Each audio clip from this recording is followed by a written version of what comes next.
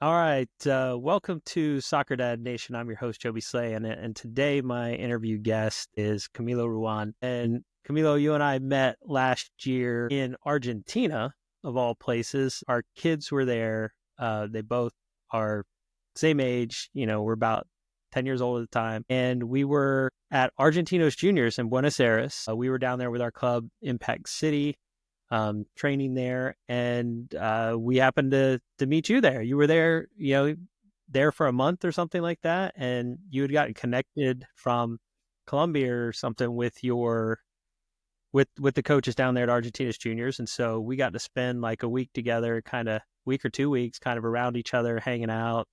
Our kids being together, standing there in the freezing cold of June, Yes. and 50 degrees in Buenos Aires, which is different for me coming from Florida in the middle of the Oh, summer. yes. And so it was a really cool experience there. And we've kept in touch. We're talking about our kids' soccer journeys. And just to give some background, you were in Colombia at the time. You're from America. You're living in Colombia. You are Colombian, but your Yes. family is all from the U.S. Your two kids. And so when I meet you in Argentina, you'd been living in Colombia for like a year or two, and you're there, and you're still there, and Yeah. doing everything from there. Different soccer journeys, because we're in Orlando. We're talking about our different kids' soccer journeys. So Argentina, coming out of that at Argentina, what was your impression, your thoughts, and how did that impact maybe what you were kind of thinking about your journey with Yeah. Yeah. Thanks, Joey. Well, first of all, thanks for having me on. This is very fun because we have done the global WhatsApp chat since Argentina, and I feel like we have a lot of interesting, cool conversations just about our journeys, our kids' journeys. So this is really fun to do, kind of on a formal basis. But yeah, so a little bit of background, kind of before Argentina. So I was born in Colombia.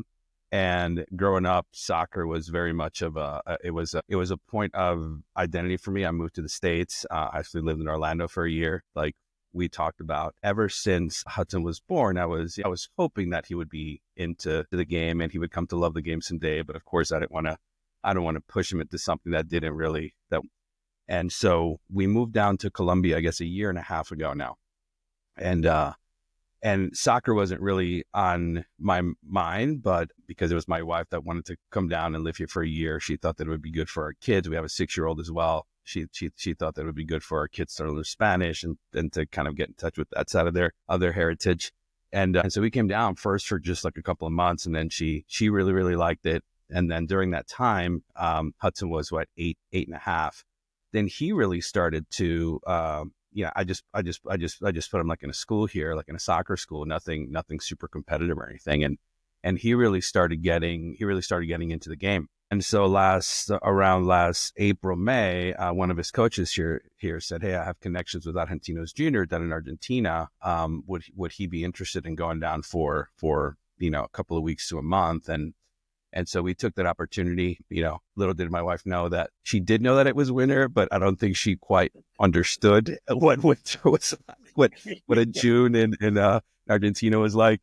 It's kind of like that saying, there's because we lived in San Francisco too for a while. It's like, there's nothing worse than there is no colder winter than a winter in San Francisco because you expect it to be warm.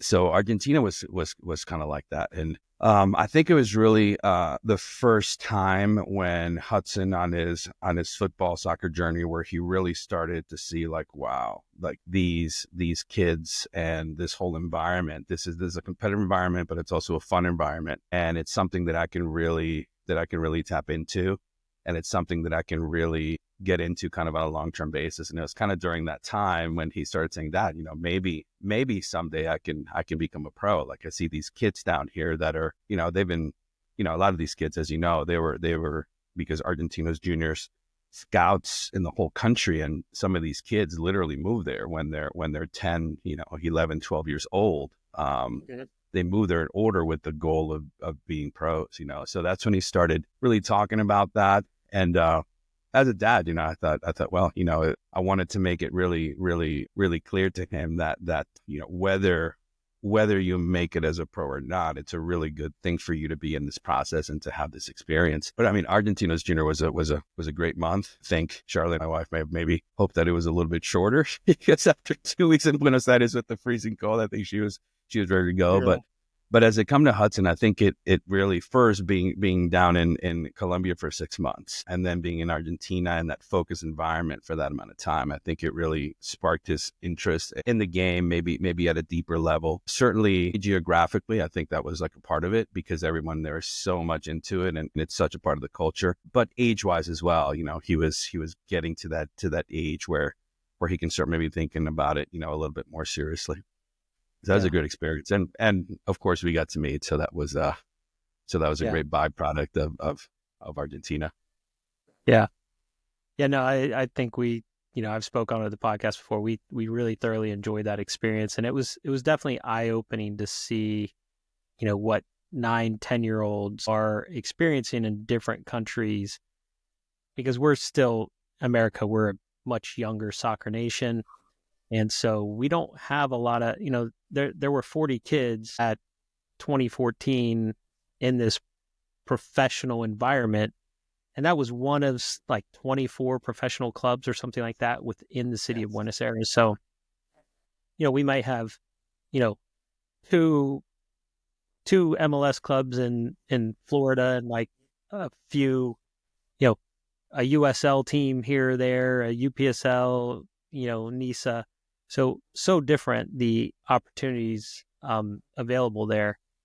And so from there, you go back to Colombia and you're there. And we've been talking a lot about just kind of our kids' different experiences now, going through it. And, we moved to Orlando. So Benjamin's kind of in this Orlando city environment.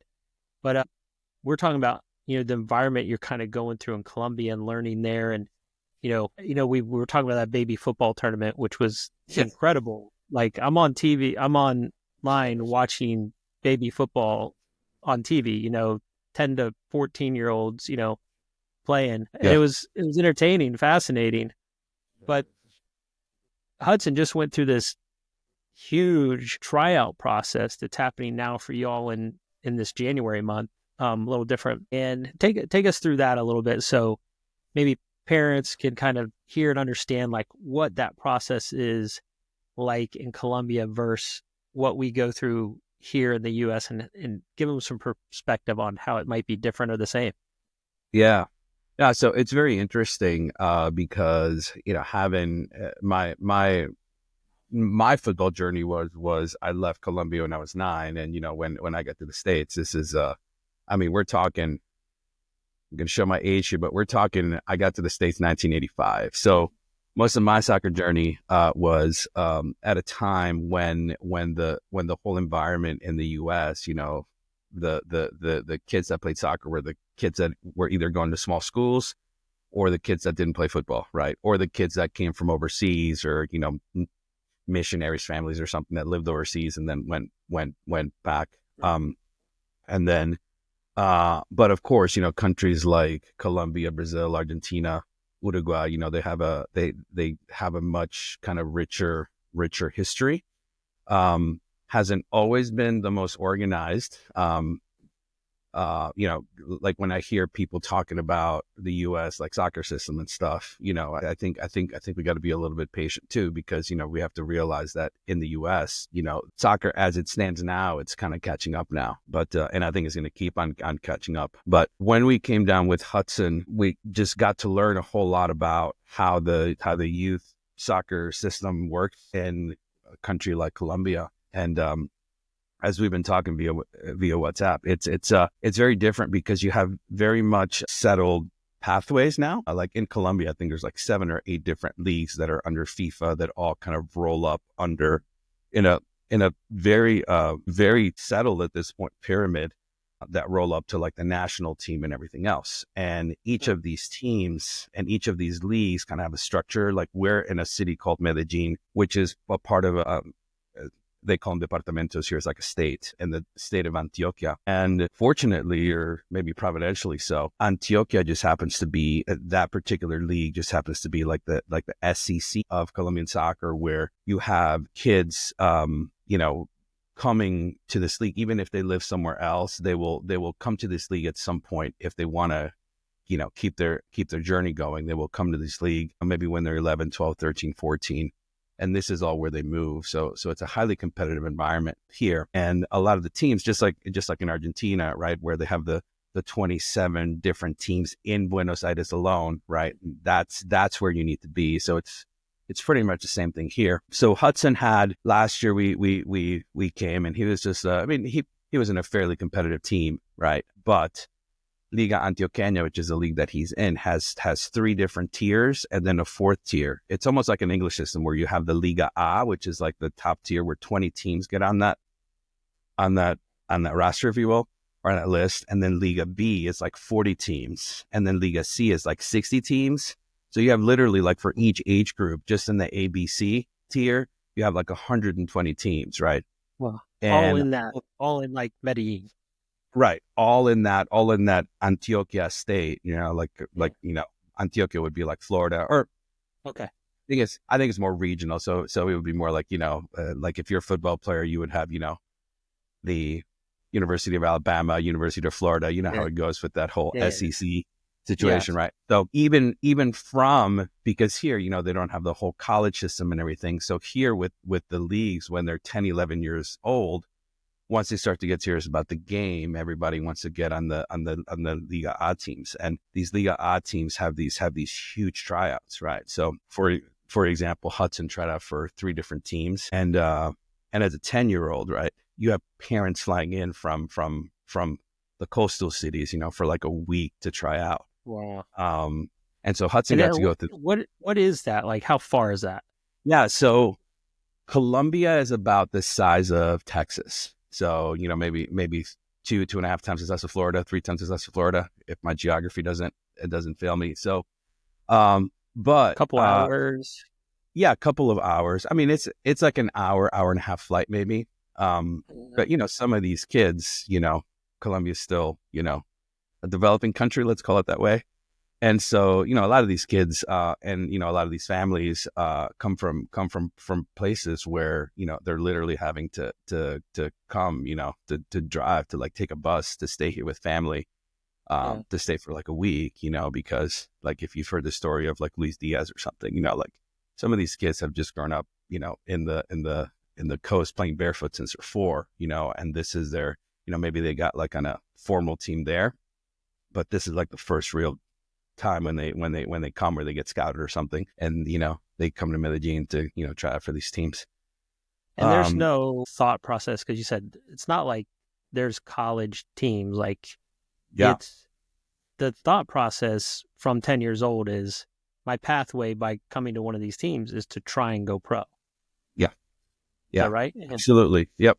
Yeah. I mean, the whole college system that is in the U.S., it's just very different, right? Like here, one, they don't have the scholarships and the college teams that there is in the States with maybe in other sports, or you have the NFL draft, or someone declares for the NFL draft, and they can redshirt and then kind of wait a few years, and then by the time that they're 22, then all of a sudden, hey, the Pittsburgh Steelers might draft me if I declare for the NFL draft in the 5th round, number 6, 230 something, because they need a linebacker, and I'm a linebacker, right? Here it's pretty much you have to kind of be in the system, and the whole college and education system is completely outside of it. So professional clubs will have their inferiores, as they call it here, which is their youth teams. And from the age of 10, 11, they start to really draft kids into that system. And of course, the idea is that, if we give a kid, whether they be local or whether they be coming from the coast, they can come in. And, a lot of these teams have Casogars, which is like a scholarship where they will bring the kids in, and sometimes they'll have the parents out too, where they'll basically give them the scholarship, where from the age of, 10, 11 years old, they're living at the club headquarters and they're giving them a very small stipend. I think if I told you, the numbers from a U.S. standpoint, people might think it's a terrible thing, but, they'll give them the house and, maybe they'll give the kids whatever, $100 a month or something, but they'll give them food and everything else. And the whole idea is, for them to develop, not unlike a version of, like in, Europe, you have like the Premier League academies. Well, think of that just on a much reduced scale financially, because teams here can't really pay as much. So yeah, that's kind of how the system works. And then as they go up the ranks and as they go up the age groups and things like that, then, it's, just like everything else, they will have to kind of keep on fighting for that spot. And then from a club standpoint, the idea is, one of two things will happen. Number one, they will either be able to, when they turn 15, 16, 17 years old, they will either, if they have an A team that is like in the divisions of the, Colombian soccer pyramid, then of course is to bring the kids from the youth level to make that jump to the professional level, and they'll give them a contract. Or a lot of times these club teams that don't have a local team that's in one of the two divisions in Colombian soccer, a lot of times they will sell them even to other countries. So just like Argentinos Juniors, they'll have 1,000 kids in the academy, maybe 30 to 40 per age group. Maybe 8 of those kids or 7 of those kids, they'll actually sell off to other, professional teams because they're great players. And maybe 1 or 2 of those guys will actually go up to Argentinos Juniors to play there. So that's sort of the business model here for the clubs, but that's their revenue stream to pay for everything else. Right. Which is of course completely different than in the U.S., where you have the pay to play and, you have that kind of situation. It's just a different system and it's a different mentality.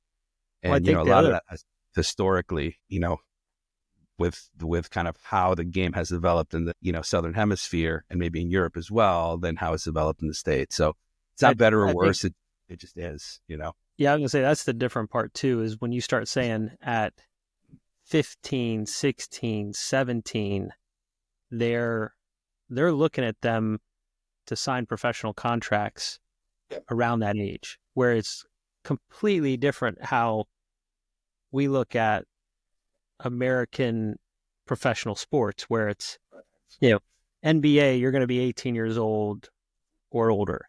Major League Baseball, you're getting drafted 18. Like nobody's entering the draft till they're maybe 17, 18. Same thing with NFL. Like you've played a couple years of college football before you're even entering the draft. But with soccer, so I think in the US, we still think about that in the context of all the other sports, other than maybe it's like you came up through tennis or golf and, the kids are starting to jump into sports, especially more on the women's side as professionals at younger ages. But I think that's where we're heading.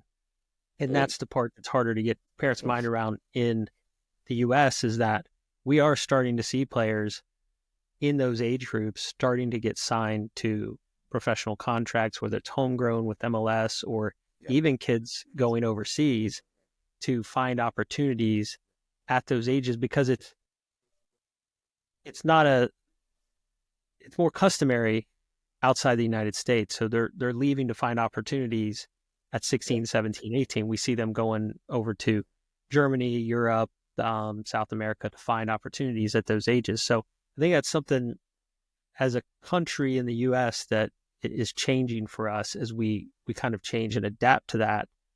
We still have that college draft system. There's a super draft for college, but it seems like the MLS is leaning and steering towards this homegrown player through the MLS academies, but we just don't have enough room in the academies for all the talent we have here in the U.S. So that's where it starts to trickle down to all these other clubs and the pay to play and all of that. And people talk about the pay to play, and there's a lot of, I'd say, vitriol around pay to play, and now that's the problem in the U.S. And in Colombia, is there pay to play?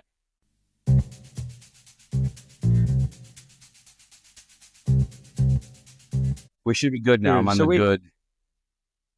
There you go. We're all good. right. So little technical difficulty, but we're back. We're back. We were talking about the pay to play, but I forgot there was one thing I wanted to ask you when you were telling me about the 60 teams, if you wouldn't mind. But Sure.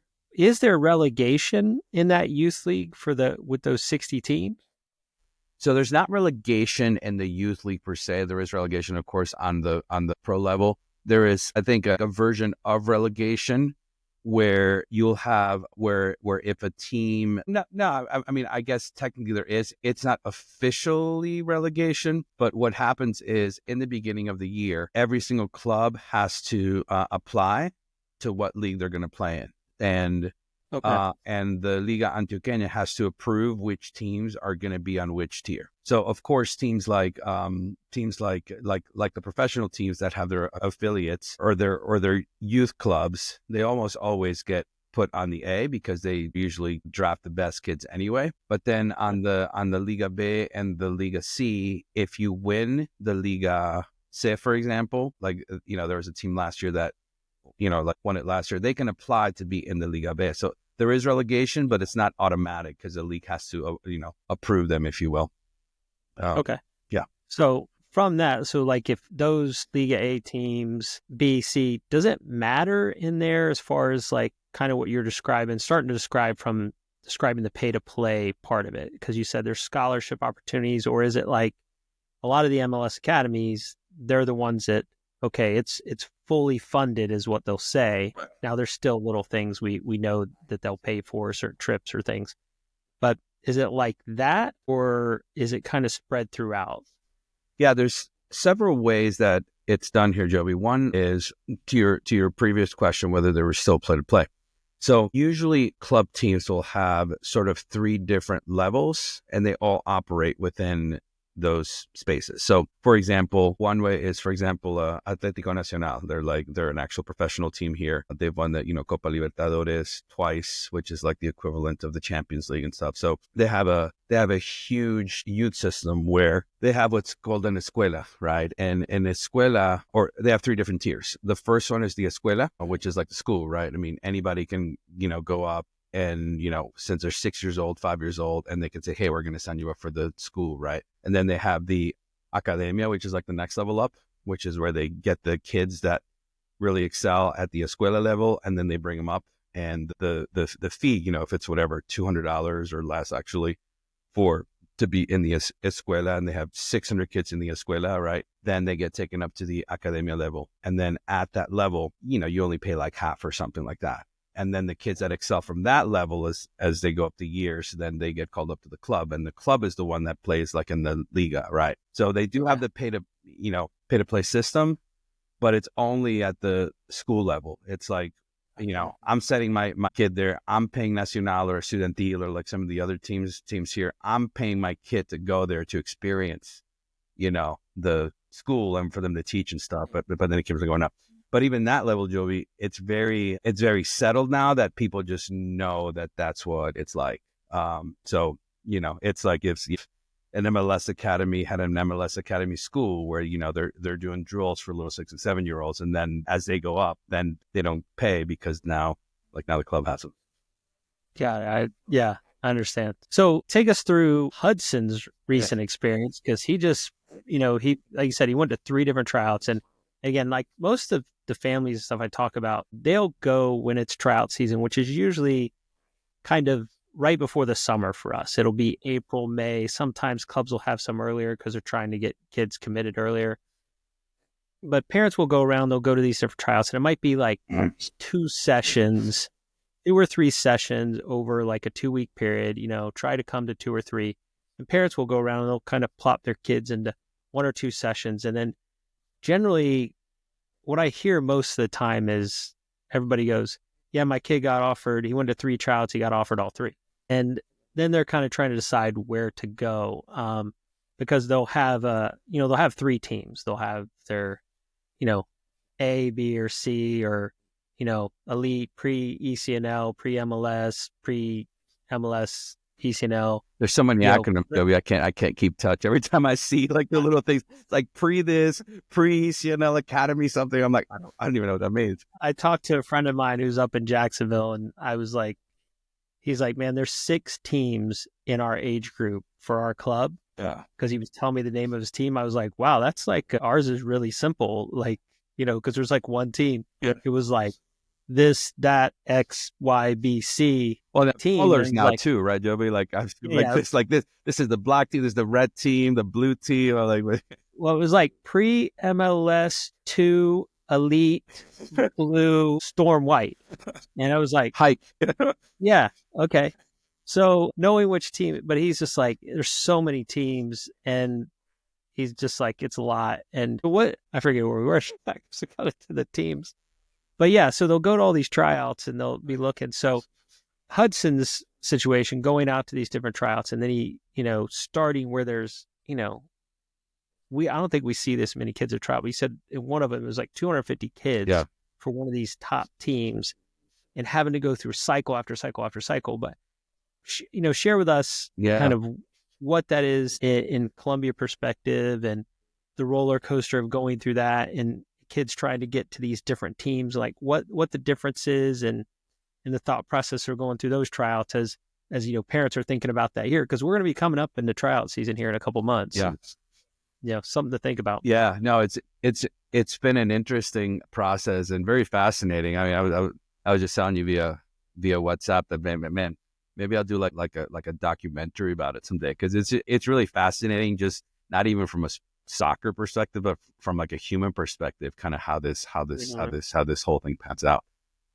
So the seasons in Colombia start on like the South American schedule, which is by year. So I know that in the US, well, and I heard the MLS might be thinking about changing it now or something, but in Colombia, the seasons are by year. So the kickoff of the season is in the beginning of the year rather than the school year. And I know that that's a big topic of conversation, maybe for like another day. So what that does with the teams with the schools, and you know, so on and so forth. But pretty much in Colombia, all of these top teams have convocatorias, which is in English would be convocation tryouts, if you will. And they will announce on social media when the, you know, convocatorias for like the league teams will be. And as soon as that's announced, you know, they will give a time and a place, and different teams work it differently. And then during those times, they will start off with, you know, like you said, 250, 300 kids for some teams, right?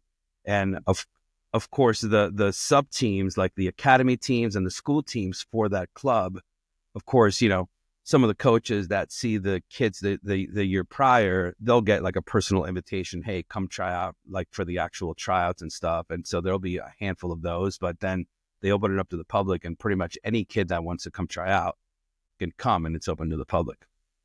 In Hudson's instance, he played for 2 pretty decent clubs last year, you know, but not at the level where some of these tryouts were. So took him to 3 different ones. The team that he ended up getting on the club with is a team called Alianza Antioquia. They're an interesting team because they're a club that actually figured out that in order to compete with so they don't have like an A-league professional adult club team, right? So they figured out, well, at the youth level, the only way that we can compete with the big clubs like Atlético Nacional, Envigado, that have won like national championships, as you know, clubs and everything, is they took 5 different clubs, like 5 different club owners said, hey, from those 5 different clubs, from all of the 8 teams in those 5 different clubs, we're going to unite together, and we're going to create like our own little mini pyramid and do like a super club.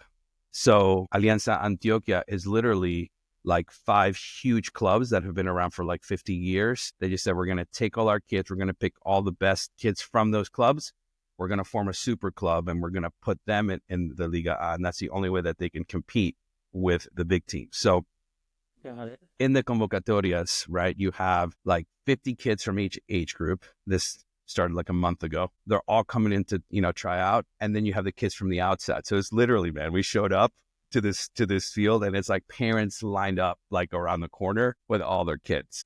And some of these clubs, you know, like 2 of the 5 clubs are up in the areas where it's like, you know, they're kind of the more, let's call them economically disadvantaged kids.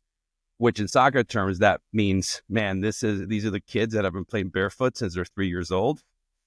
And they will take you down, man. Like these kids are like incredible, right? So when we got there, Hudson, whitish American kid, showing up for these guys. He's like, when we got there and he saw like this lot of like 250 kids, he's like, that there's no way I'm going to make this, man. Like these kids are just so good, So the process goes, the first day, it's actually pretty organized depending on the club. So like the first day they show up, they have them like warm up, they'll talk to the kids, but like the first one is just like let's have you go out, we'll do some drills, like a 2-hour thing. And then they'll split them into teams of like, 11 kids or something. And they'll have like 4v4s and they'll, all the coaches, like 10, 15 coaches will be walking around taking notes and stuff. And then they'll have drills. They'll have them do like exercises, strength exercises, feats of greatness, if you will. And then they'll have like for like the last hour and a half, they'll split them up into like 9v9s or something like that, and then they'll just put on like they have like 6 different colored pennies, jerseys, and they'll just put them on and they'll just have them go, man. And if the kid doesn't stand out, within those or something like that, then they're gone, right? So, and then it's like a game of Survivor where for the next like 4 weeks, they'll be like, all right, there's 200 kids left, they'll have like a WhatsApp group with everybody. And they're like, these are the kids that made it to the next round. It's like, you've been voted off the island. And then, a week later, they'll send a WhatsApp message like, in this field at this top secret location, show up, wear a black jersey, wear like a blue jersey or like whatever. And then you'll show up and then the same thing. They'll go through the same thing. And then it's like, they keep on slashing. And the WhatsApp group is just dwindling? Yeah. The WhatsApp group is, everybody's watching, like all the parents and all the kids are like watching their like WhatsApp group. Right? It's like, uh-oh. Mouth. Yeah. I'm like, oh no, I can't get in. But then when it comes to, so Hudson went through 9 filters. Oh my God. And they just told him, as you know, this past week. But then by the time that they get to like, I don't know, maybe 50, 60 kids, they'll actually have the tryout. And after the tryout, they will they at least Hudson's team, mentally prepares the kids to say, hey, look, there's a lot of competition here. Just because you don't make it here, doesn't mean that, you're not a good player. We're looking for certain things. We're looking for certain qualities, and, like, don't give up if you don't make it here. And once it got to the last 50, there was actually because the team is made up of the 5 different sub teams, they would actually say, hey, even though you're not on the Alianza team, which is like the mega club, right? The coaches from the other clubs are going to reach out to you because we would love to have you on one of those clubs, depending on where you live. So that was a really good, like from a psychological kind of development standpoint, not to crush the kids' dreams. I tried for this, and gosh, I didn't make it out of 300. Well, you probably won't, but and then at the end of those tryouts, when it's like 50 kids, they will actually get all the kids around and they will call out the names of the kids that made it. So, So you can imagine, that's like being like in an NFL draft, waiting to, like, for your name to be called. And for some of these kids, because, a lot of these kids would come from like other teams. So like they would come together, right? Like them and like 2 of their buddies would come from Team XYZ, and they're all sitting there like hoping that they will make it. There were some instances when we got down to like the 30 mark, because they were going to pick 16 kids, right? When they got to like the 30 mark, where at the end, all the parents would be standing around, the scroll comes out and the coach opens up the scroll, the ones that have made the 8th cut or whatever are this, and there were some instances where like the names would be called. And like, one of the times, like Hudson's name, like they're in no particular order. One of the times his name was called like number 20th out of 21. I could see Hudson just sitting there in the corner. Like I could see his heart like about to burst out of, then they, call his name. But then some of the other kids that like didn't get called out, and their parents, I mean, they would just be like, they would just be crushed. It would be like crying on the field, So it's very much of a life lesson, if you will, just for the kids to have to go through that process at that age. So, but anyway, that's how the convocatorias are. And then, once they get the final, hey, you're on the team, it's like a big. So this was like a month-long process, kind of. And so Hudson just, how long? 3.5 weeks? 3.5 weeks, yeah. And I think 9 or 10 filters. I think we lost count after a while. He was like, he said that I felt like I was made to run a marathon. And then after I was done with that marathon, they would say, okay, well, we're doing it again tomorrow. And then it was like that same process each. Which is, I mean, that's tough on a, Yeah. 18, 19-year-old, tough on a 10-year-old. Yeah. But he ends up making it all the way through, right? Like he makes it. Yeah. Down to the final 16. Yeah. I don't think he, it's been, you and I have, talked about a lot, kind of as a parent, how to guide kids through that emotionally, spiritually, and something like that. He did make it, but it really encouraged and fostered a lot of really, really interesting conversations that, as a parent, and for him developing just as a human being, really fostered a lot of good, interesting conversations that we were able to open up those conversations to say, hey man, first of all, God has you in a place where, your job is to be there and to do your best. And if it's meant to be, it's meant to be. Coaches are looking for certain things or not looking for certain things. And just to go as a dad and as someone who loves him, loves the game, and loves nothing else than to see him become,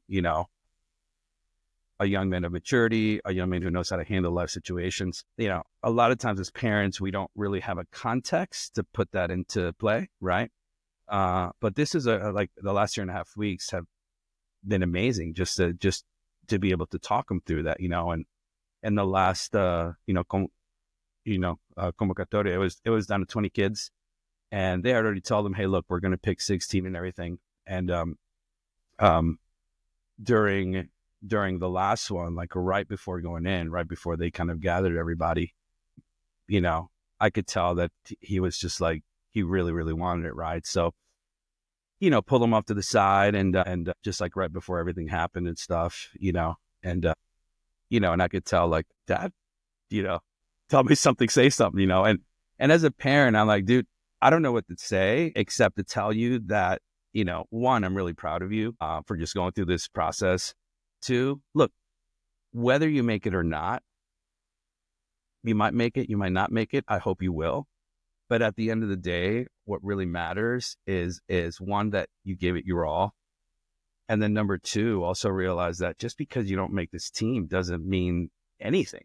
I mean, only like 1 or 2% of these kids are going to make it anyway. So it's not like if you don't make this, like this should encourage you either way to just keep on going. And when it's really going to matter is when you're 15, 16, 17. So whether you get on this team, I'm not sure, it provides a great opportunity, but having that mentality and going through this process is what really matters. So yeah, I mean, thankfully he made it, but also had to tell him, like, hey, this is like a step out of 25, out of 30 steps. Yeah. So, this should all actually encourage you to work harder, whether you make it or not. It should encourage you to work harder and to become a better player and a better human being. So really, really positive, really, really positive experience.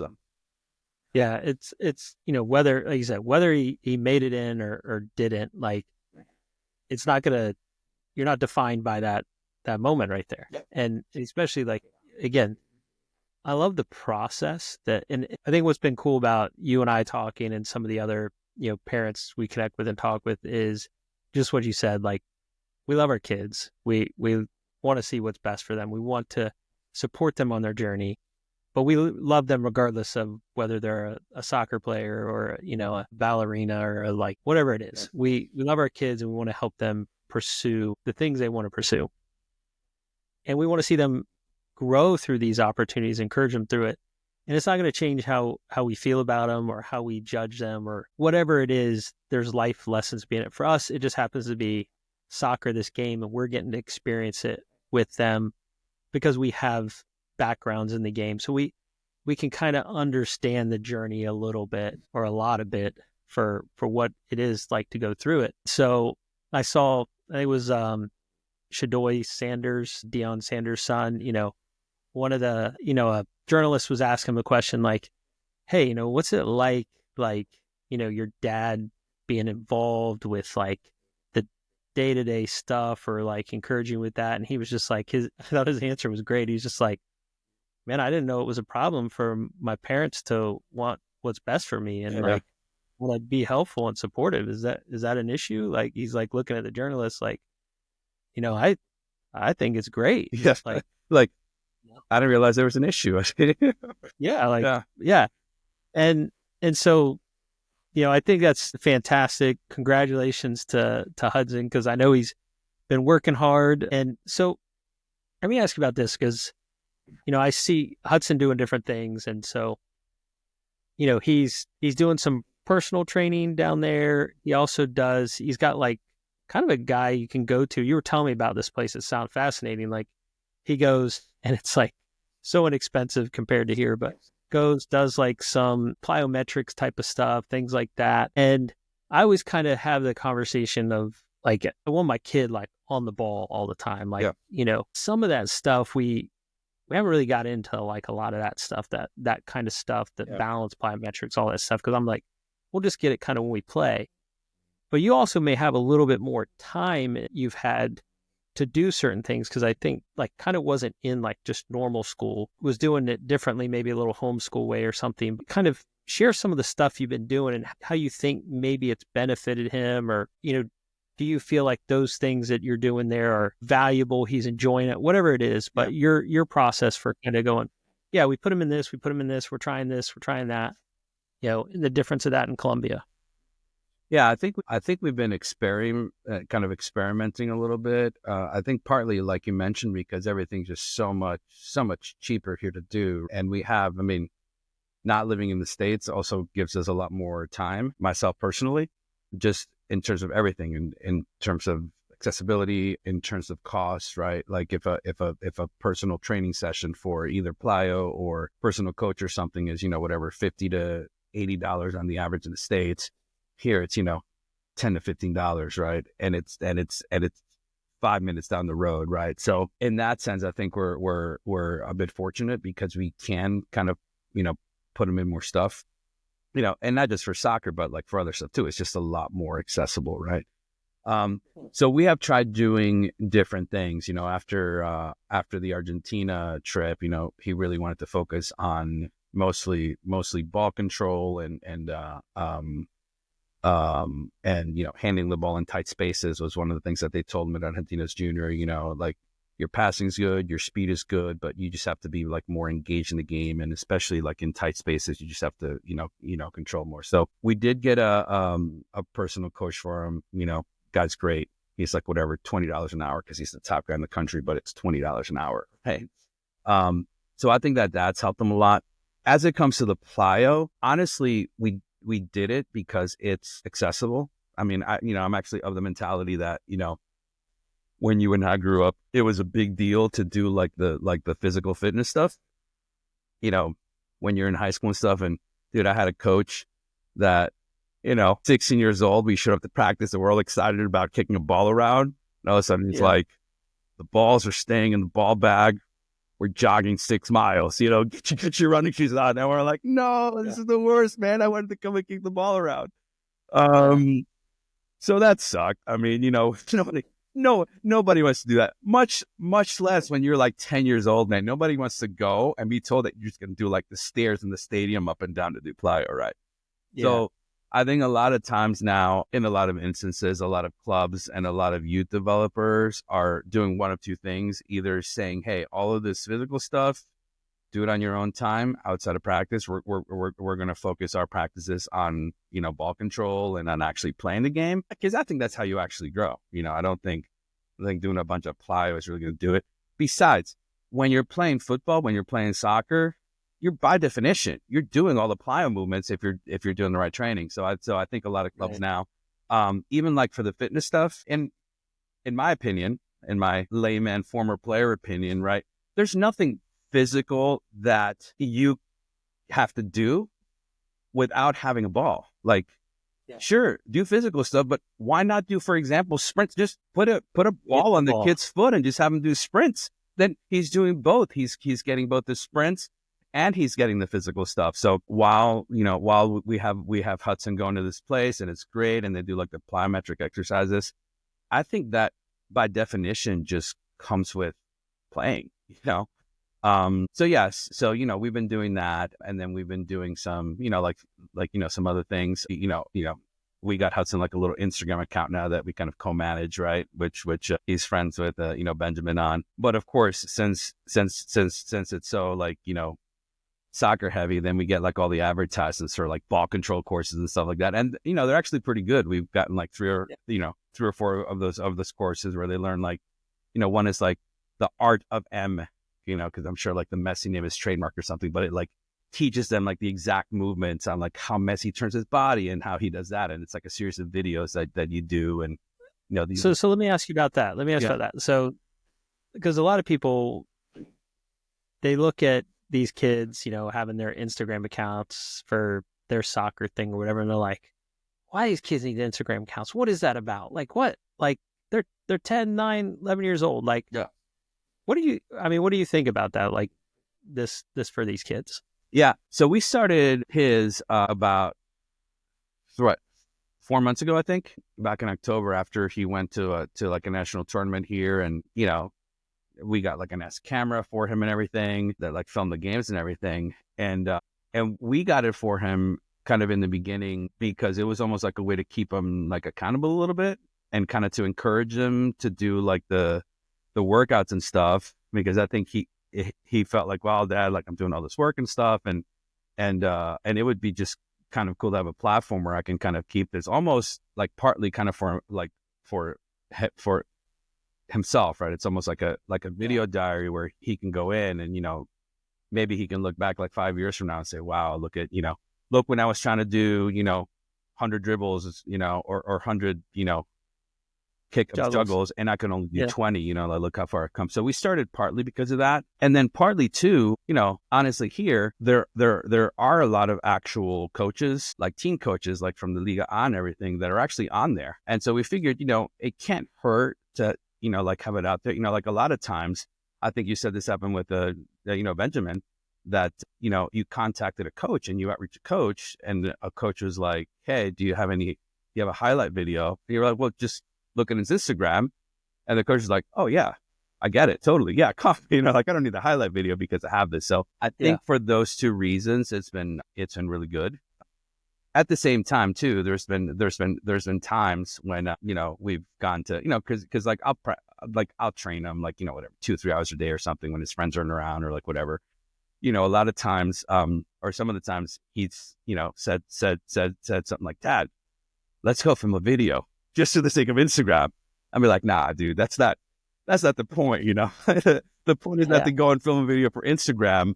The point is to have the Instagram in order to capture and to have a diary of what you're doing. But it's not like, if down the line, if you want to be like a Mr. Beast of soccer or something, like that's like something else. But it's got to be very, very focused and very disciplined in like how you handle that, So that's how I don't know how you see that, Joby, but I've honestly seen, I get why people would say that, but it's not like the kids are buried in it, right? It's kind of like you said, it's like we talk about how good it is to journal and vlog things, and it's basically kind of like a little bit of their vlog, and at times I just give it to Benjamin and say, hey, go look back, like when your confidence down, thing like that, like go look back at all the great things you've done. This is you. This is you at your great moments, and that's really what you're capable of. So when you get down sometimes about, you make a mistake, things like that, go back and look at who you are. I think it's also been fantastic to connect with other kids, and at different tournaments we've met, they all start following each other. And, what's fascinating now too is like, there's still kids from like Argentinos juniors connected with on Instagram. There's kids from Brazil, Germany, England, Spain, and they follow each other, and then they'll see each other at places and be like, I recognize you from your Instagram and seeing stuff. Like I had a parent at a tournament was like, oh wait, yeah, he was on our team. It was just a random tournament. Yeah. Hey, yeah, I remember a year ago we started following you. We're like, oh, this kid's good. Like, hey, let's follow him. And then they kind of message each other. And what's really cool is, at least in the Instagram platform, these kids are really encouraging to each other. Like they'll send each other like, hey, happy birthday, what's up, bud? Oh, that was an awesome play. Like, and they'll want to get in there and kind of dialogue with each other a little bit Yep. in a good way. So it's a little bit of this community going on. I think you got to try not to get caught up in the followers and all of that stuff, but just yeah, I, and we've seen really good stuff on there, like you're saying, of like coaches or people talking about motivational things that have been really good moments to capture and be like, hey, check this out, Benjamin, or like, hey, watch, what Lamine Yamal did, and they like to get in there and watch stuff like that. And so I think a lot of that has actually been, and I'm not a guy that loves social media, but I think I'm on it because I feel like you need to at times, but that I think has been really positive in our experience so far with it. Yeah. It's been really good. And so I think it can be a very positive thing if done right. Yeah. For the And kids. those two elements that you mentioned, Joby, in addition to the ones that I mentioned, the community piece. I mean, if there was no Instagram, right? I mean, Hudson and, Benji would have, it's just a lot harder to keep in touch, right? But like, man, Hudson loves going on, because he goes on, for maybe like, we try to limit it to like, 30 minutes a day or something, because otherwise he'll just start the doom scroll. Doom scroll. He loves, like, every time that, like, Benjamin posts something, he's the one that said, oh man, Benjamin plays like Zidane. He has that style, right? He loves just going and like seeing what he's up to, right? Seeing like what moves he's doing, seeing what goals he scored and stuff. So it's a great thing just for the social and the keeping up with the friendships part.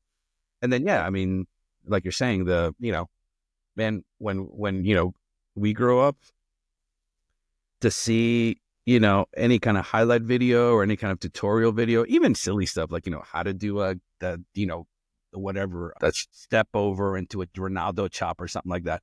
Dude, we had to go and get like VHS tapes of a European game or something that your uncle filmed 5 years ago in order to see that, because we just didn't get that kind of access in the States. So I think with all the potential pitfalls that there are, I think the benefits far outweigh the negatives.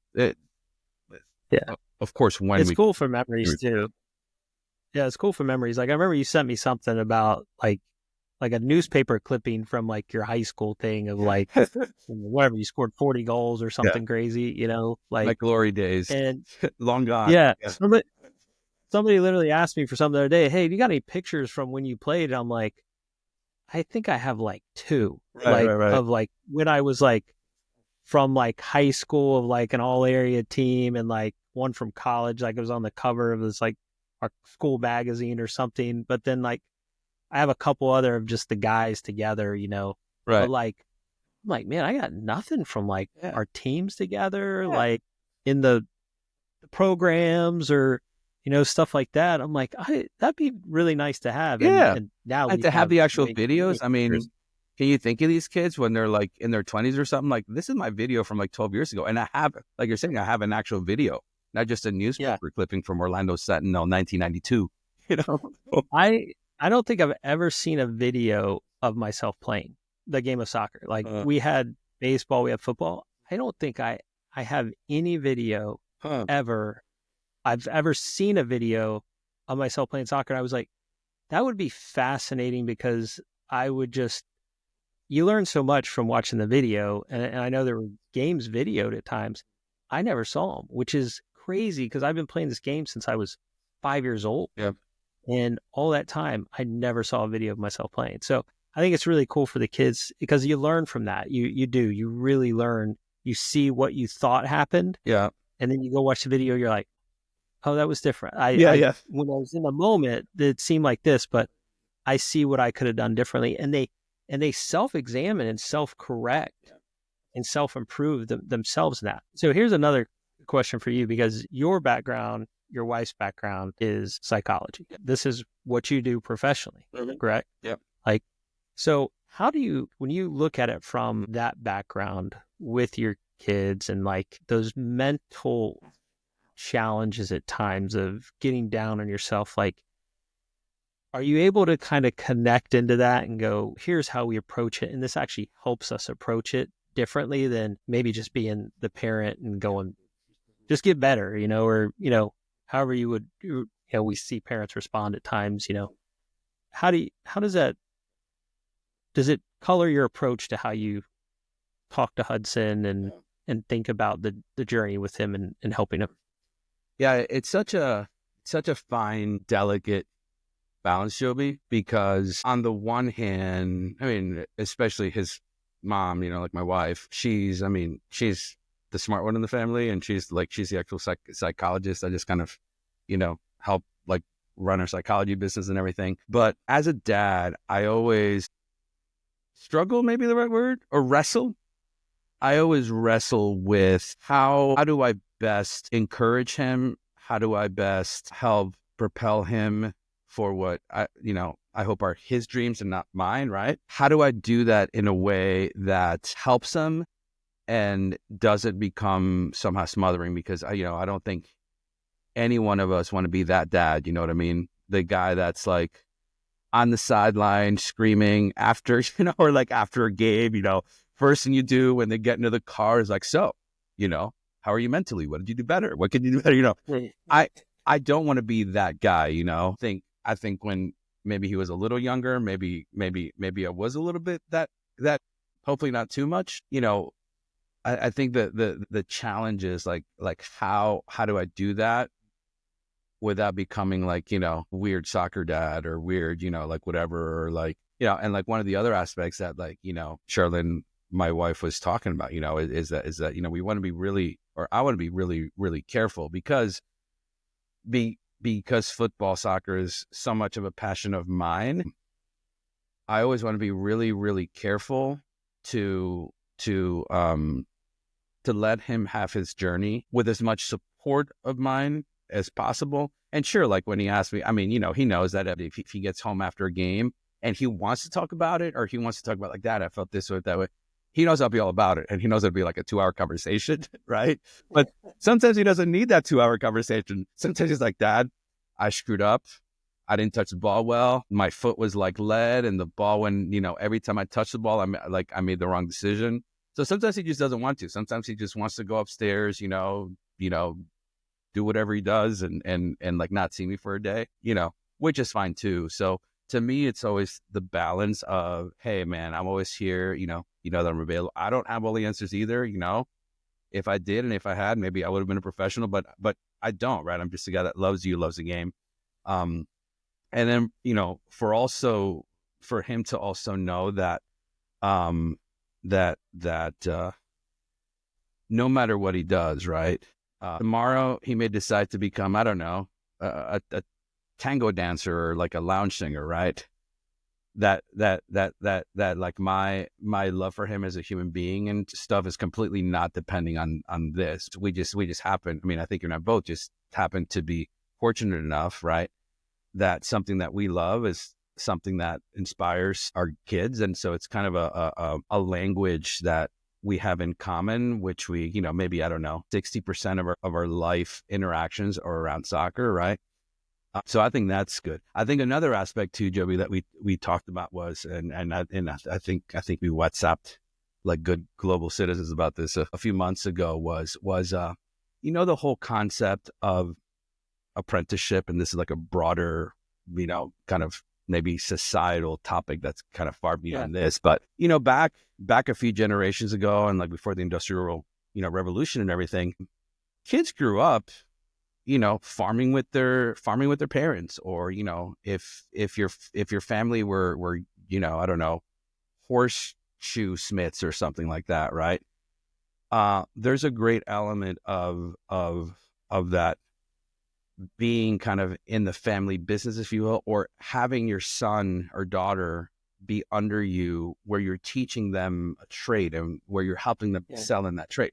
That's mostly just because of the way that life is nowadays in the US and overseas, actually. That's something that has kind of gone by the wayside. And, I ask myself, is being an engaged either soccer dad or gym dad or, music dad or like whatever you want to be in life, right? And if your child happens to have that same passion, right? Is that not just a modern day version where it's almost like a almost spiritual, vocational kind of like, hey, this is how you grow and this is how you do this one particular trade. I just wonder sometime if that's also a valid thing, that as much as, soccer dads or whatever are sometimes told like, hey, you're putting too much focus on this stuff. Well, but are we really? Because just 100 years ago, there's no school that's going to, where you're sending them somewhere for like 8 hours a day, that's going to teach them to be XYZ. So yeah, I mean, there's a lot of aspects of that. And I know you and I have talked about that kind of online, but I think it really is like Yeah, I think coming to Orlando was an interesting move for us, and again, I've talked about it before on this podcast. But the number of soccer specific schools that I see popping up now is pretty incredible. And I talk to different parents that are going through the experience, and it's not always about, hey, I want my kid to be a pro. My kid just likes soccer, and so they're going to school for. They're going to be here from like Benjamin School's like 8 to 4, but 2 hours of that day is soccer. Yeah.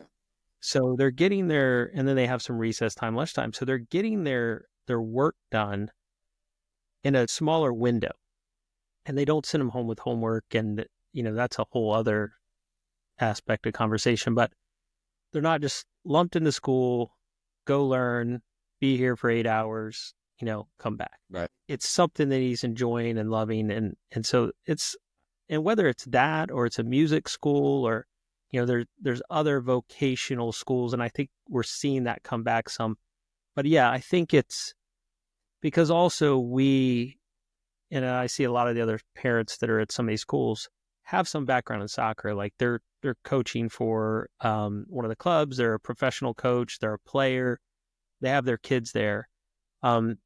And because we are kind of leading them into this, if you have a talent and you're good at something, all right, let's pursue it. Yeah. Let's see where this goes. This is maybe just a little window of what you want to do, but why not? Yeah. Why not? Let's not take the approach of, hey, you're going to fail at this. You are going to fail many times along the way, but let's enjoy it. Let's see how it goes. And we're going to support you in it. So this Soccer Dad Nation podcast where everybody we talk to is, soccer dad, soccer parent, what, if you could go back, like growing up as a kid, like how was that for you? Like, cause you were a player, you like to play, you said it's really passionate about you. Like, where did that come from? Like your parents, soccer dad, mom, how was that relationship for you growing up? And then maybe how does a color again influence your relationship now with Hudson and your daughter? Yeah. That's a deep one, Joey, because for me, so my parents were divorced when I lived in Colombia. So when I was 8, they divorced, and then when I was 9, my mom and my half sister and I moved up to the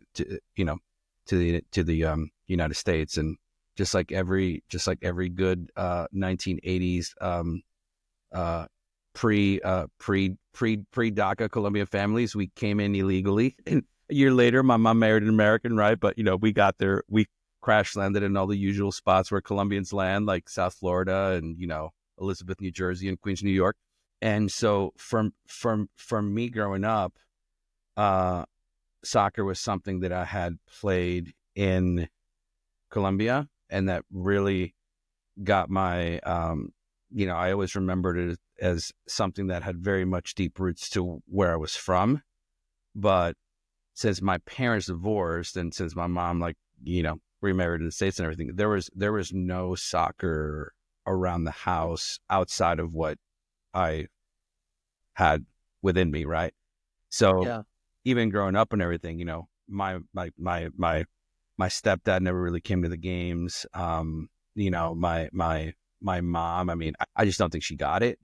It's like, she's like, oh, you're just going around sweating, doing a bunch of stuff. It's like, yeah, I'll come watch you every weekend or something. But she wasn't all that passionate about it, And I ask myself, sometimes in my, moments of I don't know, of angst or something, like, man, if my parents had been in it, like, man, can you imagine how far I could have gone, right? And I may not have been able to anyway, right? Yeah. But so when I look at my relationship with Hudson and how much, soccer is a part of it, I tell myself, man, I wish, and there's been one or two times where, like, we've been sitting there and I've told him, maybe not in the best way, but I've told him, like, dude, if I would have had me growing up, like you have me, dude, you have no idea. We would be talking in like Barcelona right now, because I would have been, So, but I really do see that as something that I didn't have growing up that I do want to give to him as much as he wants to, right? But yeah, that was sort of my experience growing up, and and I think part of the part of the reason why I also just really it's a real passion of mine to give that to him and to be able to have that kind of support and to have those opportunities, while at the same time not put that pressure on him that it's like, dude, I'm taking you everywhere. I'm taking you Argentina. I'm taking you, So yeah, that's. I think it's a fortunate to be able to have that opportunity. Like, we're in a situation now, where these things can happen. Like, I don't think 30 years ago, those opportunities were there. And even 10 years ago, I've talked about it before, for like my oldest son, like, that wasn't something that like ever came across our plate. Like, hey, we can go down to Argentina and train.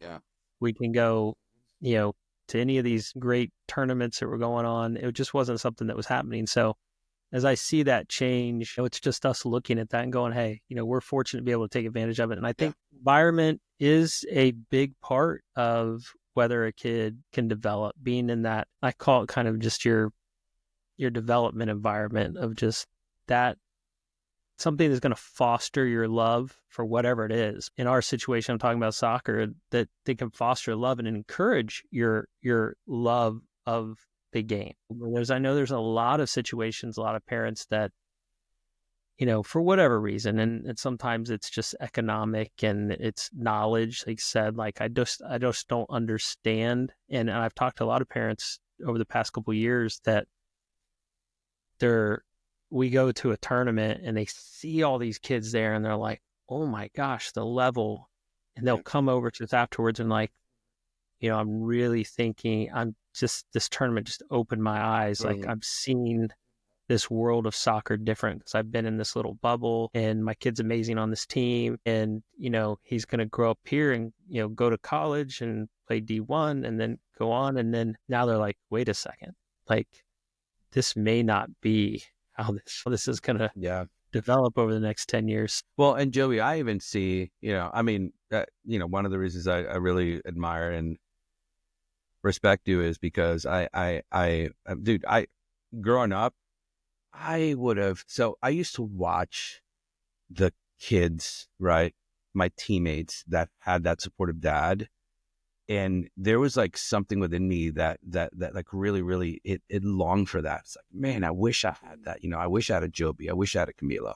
I wish I had that. And so for me, just it's a privilege to like be able to do that. No matter where Hudson is up. Like I'll hear parents talking about, and I'll see these, like, I don't know, calculators, right? Like there's like certain Instagrammers which will go unnamed, which will say like, hey, look at your costs and look at your investment. You're investing, whatever, $25,000 per year on your kid's career just for a soccer scholarship, just for like a D1 scholarship, right? Well, if you just take that and you put it in the bank, you'll be able to pay for college anyway. I'm like, that's not the point, man. Like whether they make D1 or not, who knows? Whether they make professional or not, who knows? Whether they'll be here in South America, whatever. I think the point is that I see the investment into Hudson and all the investment that these parents are making into it. Man, that's a life investment.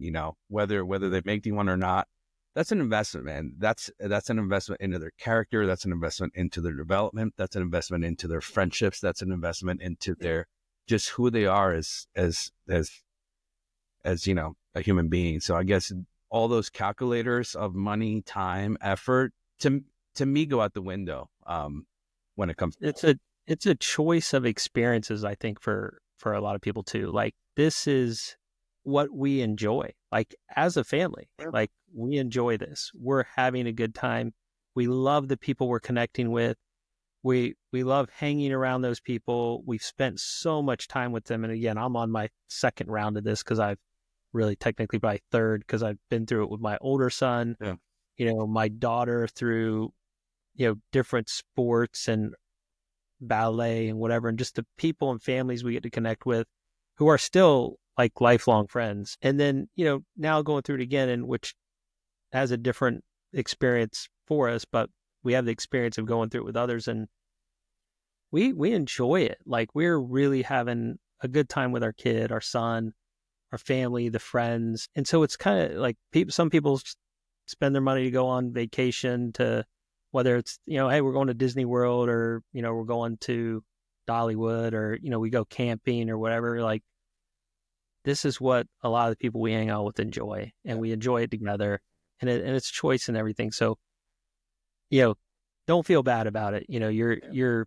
pursuing it, but the reason we kind of talk about this too is like, hey, we want to share our experiences with other parents out there going through it, because there is, and especially like, again, opening your eyes to what's going on, like you being in Colombia and the experience there, hey, we're all going through it, whether you're in Colombia or you're Argentina or you're in England or you're in the US, and whether it's soccer, football, or baseball. Just here's some context to other people going through it and how we can kind of share and help others understand the process a little bit and enjoy it, enjoy the process, and not be too overwhelmed by it too. So, I was watching Joby after you said that it had come out, the Christian Pulisic documentary, or Pulisic in Estonian, or where's he from? Croatian, yeah. Grandfather's Croatian. Pulisic. To me, it's always inspiring watching cases like that, or watching even like the, Beckham documentary that came out last year, because those are two guys whose dads were just, they obviously love their kids and they love the game, but they invested in their kids, especially at an early age, right? Where that gave them the platform to be who they are and to do what they, what they did. And, and they made sacrifices, and like you're saying there, it's that just brings about so much, like so many friendships, so many, not just for the kids, but like, for us as well, you and I have, for the past 10 months or so, like we've gotten to build a friendship and build a relationship, and we'll talk about stuff. And to me, like, I look forward to your WhatsApp, and like, we'll like joke around, we'll like say, hey man, have you seen this? So like, to me, this is just like such a great byproduct of it that, man, like I wouldn't change that for the world, So it's great. Well, I hope we're still talking about it. We're hoping we can make our way maybe down to Colombia this summer instead of Argentina. That would be It'd be real cool. Yeah. Man, you guys make it up. It's warm down here, so you won't have to deal with the Argentina winners in the I literally asked Pedro about that again. Would you go back to Argentina? And he was like, dude, I don't know if I would, man. Cold. That was really cold. Maybe like in December. But I mean, we've already talked about this, man. You have so many Colombian connections or somehow that I'm gonna walk down to the embassy and just put in an application for you as an honorary Colombian. Yeah. Oh, you're gonna be Joby Slay El Colombiano very soon here with all the Colombian connections. You've got John, your neighbor, and one in your life is like Colombian or something. So I mean, the people in the club he's playing for now, they're all Colombian kids. It's crazy. No, I mean, that would be awesome if you could come down. That would be, come down for a few weeks.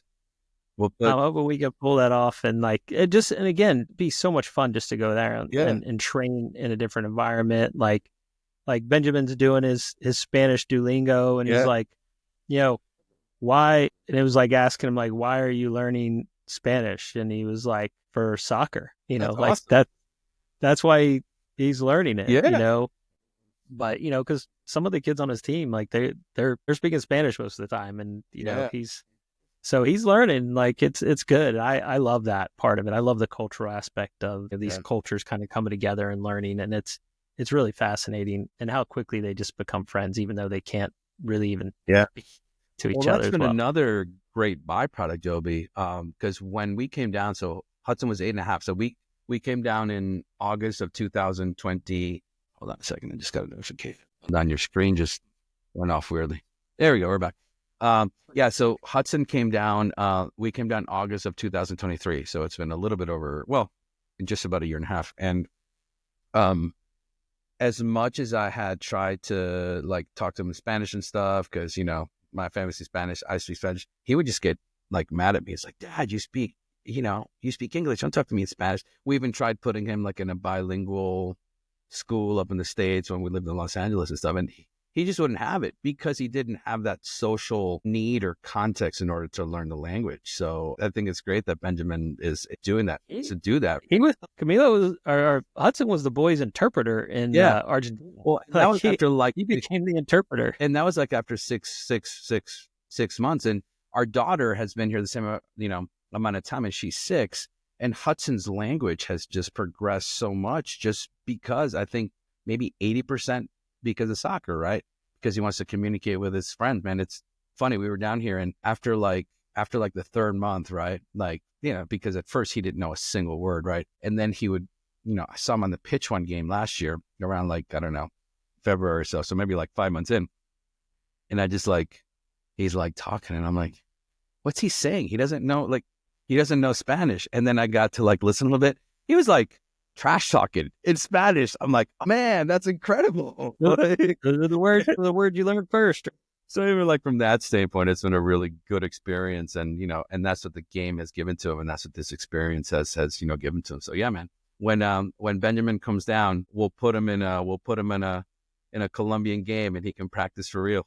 That's awesome. Yeah, that's cool.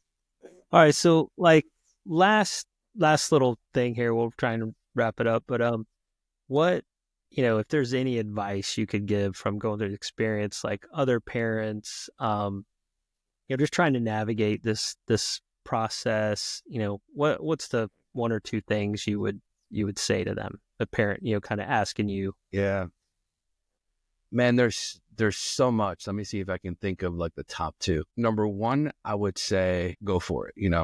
If this is something that you love and that your kid loves, first make sure that both of those things are true, right?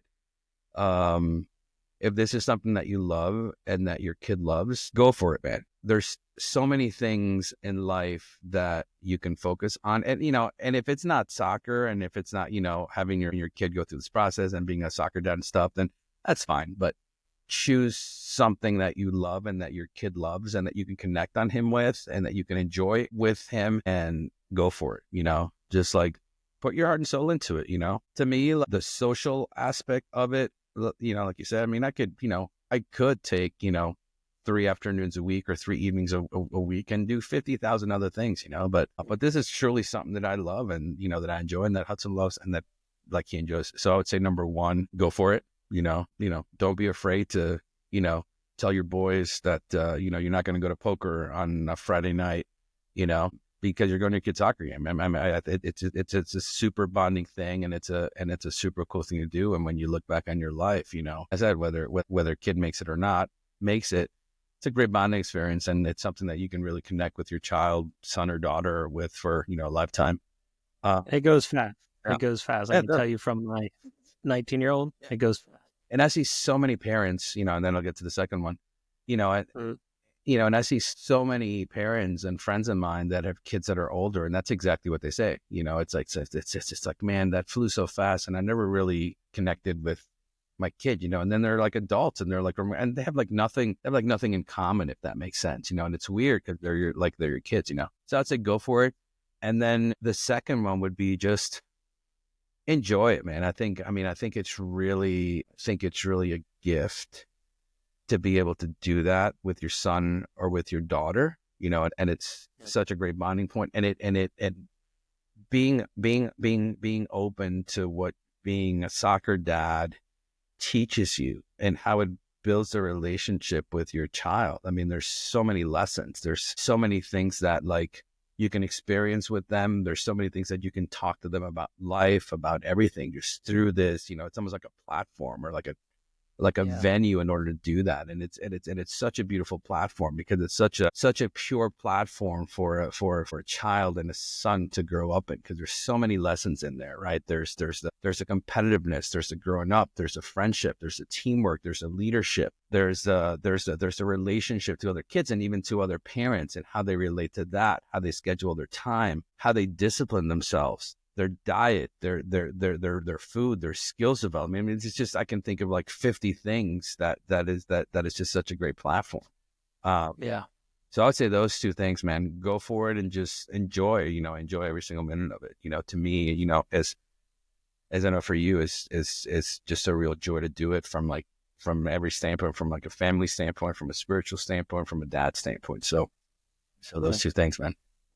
Love it. Go for it. Enjoy it. Those are great advice. So, hey, thank you, man. I appreciate it. I know we've been wanting to do this for a long time. Yeah. I'm so glad to just get on here and talk with you and catch up with you, because I haven't seen you in 10 months. We saw it other than through WhatsApp. So but yeah, thank you. I mean, thanks for having me on, Joby, and all the love to you guys, man. Really, really, really. I think like I said, I think that the best part of Argentina really was just getting to know you and like meeting and stuff, and I think we're gonna be in touch for a long time. And thanks for having me on this podcast. I think it's a great thing, and hopefully it helps and encourages a lot of other soccer parents out there. So thank you.